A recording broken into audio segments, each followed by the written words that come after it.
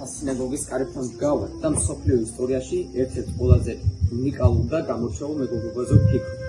ქართულ და ებრაელ ხალხებს შორის არსებული ურთიერთობა ღრმა, სულიერი და კულტურული ნათესაობაა, რომელიც ათასობით წელს ითვლის.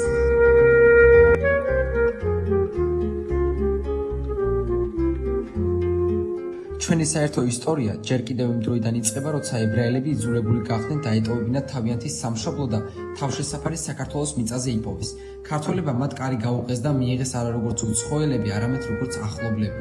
საუკუნეების განმავლობაში ებრაელი და ქართველი ხალხი ცხოვრობდა გვერდიგვერდ, მშვიდობიანად, ერთმანეთის კულტურისა და რელიგიის პატივისცემით. საქართველო ერთ-ერთი იმ მცირერიცხოვან ქვეყანათაგანია, სადაც ებრაელები არასდროს ყოფილან დევნისა და დისკრიმინაციის მსხვერპლი. ეს ჩვენი ხალხების დიდი სიბრძნისა და ჰუმანურობის დასტურია. ქართულ ებრაული ურთიერთობის ქონება. ასე ვუწოდეთ პროექტს, რომლის მიზანია გამოცდილოთ ამ ისტორიის ორიენტირება, შევხვდით და გავაზიაროთ სასწავლო საზოგადოებას. ჩემი ხალხის, ჩემი სკოლის ისტორიის ერთი გამორჩეული ფურცელი შეადგენს ქართულ ებრაულ ქონებას, რომელიც ებრაული წარმომავლობის კულტურებს უკავშირდება. მათი რიცხვი არც ისე მცირეა. დღეს ისინი სხვადასხვა ქვეყანაში ცხოვრობენ. მოღვაწეობენ და წარმატებული ადამიანები არიან. ჩვენჯერადად მათ მეხსიერებაში სასწაულს ისიც სწავლობენ, რაც მშობლიური სკოლაში ხმართ. იდენტობა და სტერეოტიპები. ცხოვრება ჰოლოკოსტამდე და შემდგომ. ჰოლოკოსტი ხელოვნებაში. ებრაული კულტურის შესწავლა. ქართულ ებრაული ურთიერთობები. ეს ჩვენი პროექტის ამოცანებია.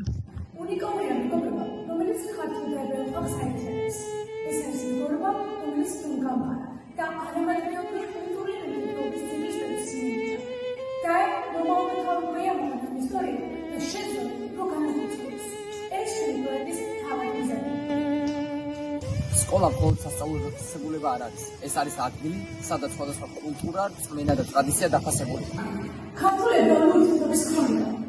ილია პეტროვის სახელობის ქალაქ ფოთის მეხუთე სკოლა იწყებს პროექტს, რომელიც გახდება ხმაურების შორის და დაამტკიცებს ჩვენი ორი ხალხის